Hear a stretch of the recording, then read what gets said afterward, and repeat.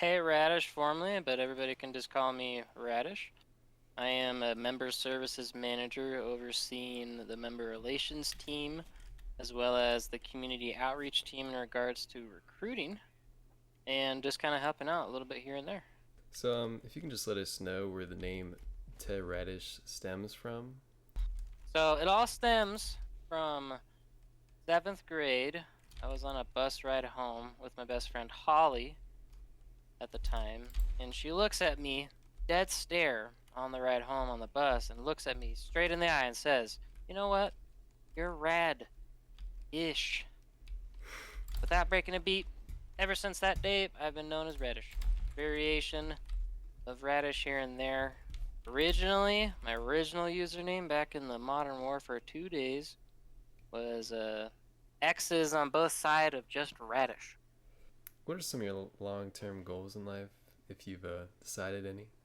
I would say probably my biggest long-term goal as far as my life is just getting to a point of feeling accomplishment as far as my contribution to the world and to those around me. And ever since I was younger, I liked helping people and lending a helping hand where needed. And so that's usually where I find my biggest joy is just helping out those that need some help and maybe even some direction or insight or advice. And so when I get to that point in life where I feel like I've made my contribution worthwhile, then that's probably the major goal I want to shoot for. What are some of your favorite hobbies outside of gaming? So I would call myself somewhat of a renaissance man when it comes to hobbies. I'm a native of Colorado, so ever since I was a kid, hiking and camping, rock climbing. Do you go skiing pretty at all? much. I'm a snowboarder at heart. Snowboarder. Oh yeah. Oh yeah, the Snowboarder. pizza, French fry mentality of those skiers. It just never caught my eye. But yeah, snowboarding and mountain biking, pretty much anything you can do outdoors. I pretty much grew up doing, and I still enjoy doing that. Nowadays, I do my snowboarding every year, and still do my hiking and camping and stuff. Of course, fishing. I really like fishing. Actually, I take that back. Fishing's probably one of my top three. But Fishing. yeah, I love fishing, man. Just get out there on that lake with a good old sandwich, maybe a couple beers. So We're set up for a good time. You're a freshwater kind of guy.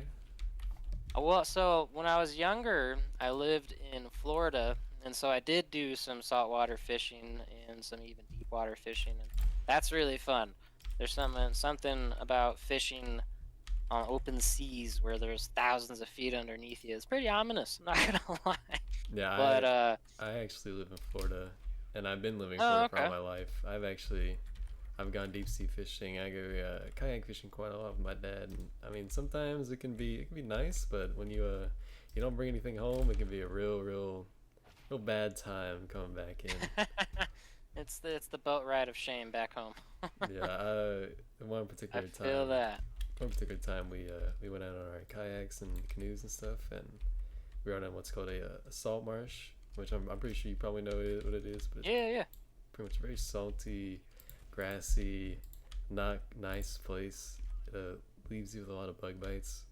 But this Oh yeah. particular day, there was a lot of gnats, and it was probably the worst time of my life. I'm not gonna lie, but um, we brought home a full bag of probably around 20-pound redfish. If you know what redfish are, it's pretty much red drum. I But do. Yeah. One of my major catches when I lived in Florida was a Spanish mackerel. oh If you yeah, know what that is. yeah, my mom actually caught one here probably I think this summer or last summer. Yeah, I caught mine off of Sanibel Island, and it was like a record like fish for like the area. It was like 14 inches long or something. It was a big Spanish mackerel, and Did you there was mount a it? yeah. You did. Well, no, I take that back. Oh, okay, okay. Yeah, no. I wish I would have. I was a younger lad. I just wanted to eat it. Yeah, me too. Honestly, I probably would have done the same That thing. that is probably the tastiest fish I've ever had. But yeah, there was an older gentleman that was on the pier with me who was probably like in his 60s or so, and he was helping me out, and he was blown away because he had been trying to catch that fish for literal decades, and he had never caught one.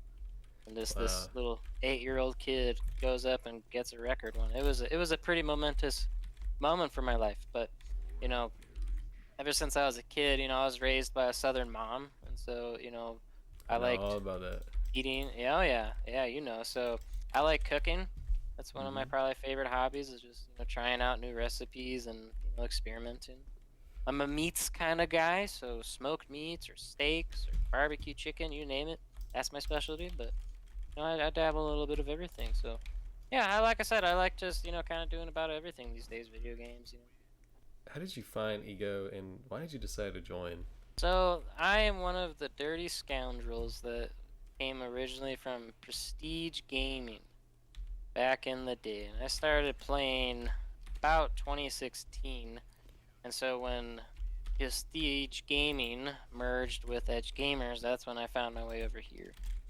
And so I would say, that question of why I joined, originally it was just, it was a cool community at the time and when I found Prestige Gaming. And so subsequently, when, we merged with EdgeGamers, I found the same, if not more, opportunity to hang out with, like-minded or even just generally cool people. And so I like the atmosphere of it.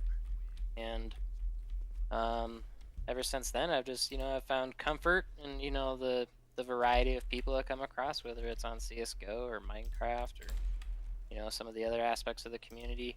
Yeah. You can you can find a little bit of everything, and that's kind of cool just to kind of meet a little bit of everybody like that. What is your favorite part of EGO? My favorite part would probably be the aspect of welcomeness that we offer people, no matter who you are, as long as you're not, a little punk, as we are punk free, as you know. But you know, just the fact of no matter who you are or what you enjoy, you can find a place, somewhere in our community where you can, find friends to make or, learn some things and just the general atmosphere. I would say probably is my favorite part. If you could visit any place in the world, where would it be? And can you tell us a little bit why? When I was younger, I would say Japan, and I'm not an anime watcher. It never really was. Never really been my thing. So it's not necessarily because of the weeb factor.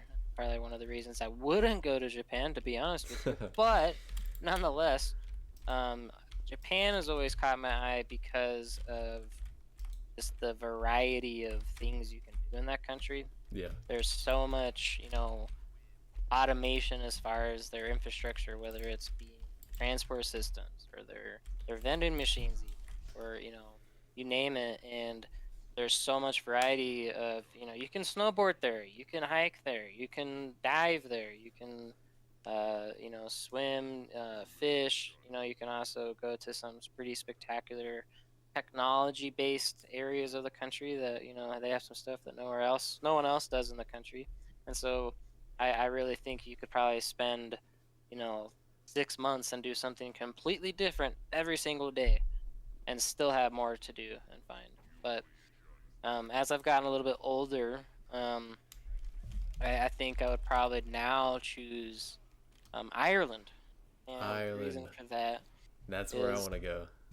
yeah, so you get it. So my reason is that my family is originally from Ireland, and I've got some pretty strong roots as far as my heritage there, and I've always wanted to check it out, um, and just kind of explore the country. One, it's beautiful, the beautiful country, the rolling hills and It the kind is. of lush Yes. green and stuff. But yeah, I think it would be really cool to kind of go visit some areas that my family are still there, and touch base with some people, but maybe even find distant cousins or something that have my same name and be able to make those connections. I think that'd be pretty cool.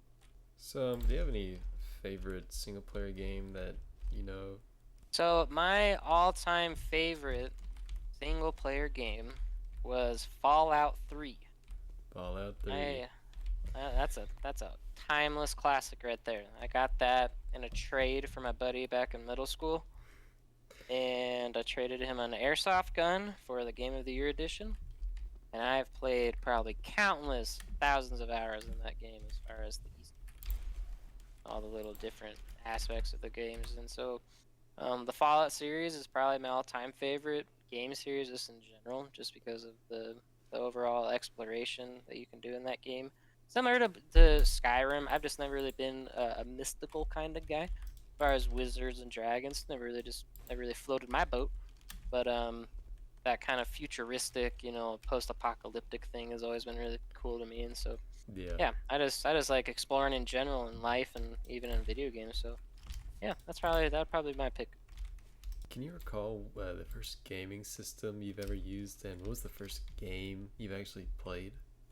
My first gaming system was the Super Nintendo back when I was a young lad.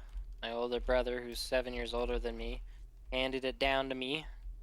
That was the first one I ever played on when I was probably like 5 or 6. I want to say the game was Aladdin or something. But my first like actual console that I had that I actually could appreciate and stuff was probably a PlayStation 1. And there was a game on that where the game is called Monkey Magic, where you're this how do I explain it? It's if you ever seen like Dragon Ball Z, like the clouds that Yeah. like they fly on in that, it's basically based somewhat kind of in that lore essentially, but basically you're just like this monkey Shaolin monk essentially that just goes and beats enemies on a 2D platform basically. So going old school, keeping it simple, but you can't go wrong with the classics, and that's how I look at it. So yeah, that's probably where I started. What would you say is your favorite movie of all time? Over the years, I would say that this answer has changed, but as of now, my all-time favorite movie, and it still holds up to this day, is called Lucky Number Slevin. Slevin. And that is a quality movie. It's got Lucy Liu. We got Bruce Willis in it. Bruce Willis is one of my favorite actors. I'm just let you know right now. If you haven't watched that movie, I highly recommend that movie. Have you watched the Red movies? I have. Those still hold up pretty well. I don't know if you've been seeing what's been going on with Bruce Willis recently, but it's been pretty sad. He has like some type of like brain disease where like he can't process like language. It's pretty sad, but yeah, Lucky Number 11. But when I was younger, Black Hawk Down. I always like kind of war movies and just general. So Saving Private Ryan, Black Hawk Down, Avatar when that came out was pretty damn cool. Being in a middle school, going to see that in the movies, IMAX, that was pretty damn cool. So yeah, those are probably my favorite movies in general. Is there anything else you'd maybe like to tell us about yourself, or just something that not a whole lot of people know about, maybe like a quality or some sort of? I'll give you something that not many people know about me, is that I actually enjoy going antiquing. I like to antique. Yeah, when I was growing up, my family, we had a little antique business, and so these days, just going to garage sales or estate sales or even like Goodwill or like the Ark. You can find some pretty crazy things. Here a couple of years ago, I went to Goodwill and I found a first edition Arabian Nights in there. And for those that don't know, Arabian Nights was the original story where Aladdin was based off of. And that book was printed in like the 1600s in Arabic, of course, and Farsi, but it wasn't translated into English until about the 1800s. And so that first edition I found was printed in 1840 or so. Wow. And I got it for $20, and it's sitting right around $6 or $7 grand. So it's sometimes really fun and exciting to go antiquing because you never know what you're gonna find. Do you still have the book? I do. So books are one of those things that the older they get, the more valuable they get. And so I'll probably hold on to that book until I'm a little bit older. Yeah. I'll sell it for something. That's pretty crazy though. I don't think I've ever heard of a book going from $20 to $7 grand. I mean, books are one of those crazy things. There's certain books like would be an example. Like most first editions of like the early 1900s, those books can go from anywhere from 10 grand all the way up to grand. I mean, it's insane. There are Wow. some books that go insanely high as a value. So yeah. I think we might go ahead and wrap it up here. I've asked you all the Oh yeah. questions. Yeah. Thank you for your time, and hopefully people will enjoy this. Enjoy my dad jokes as far as my origin story. Rad-ish. Not a vegetable. I'm just a slightly cool vegetable. I appreciate you taking some time off your day to come on here and let us know what you're all about, right? For sure. I appreciate it, man.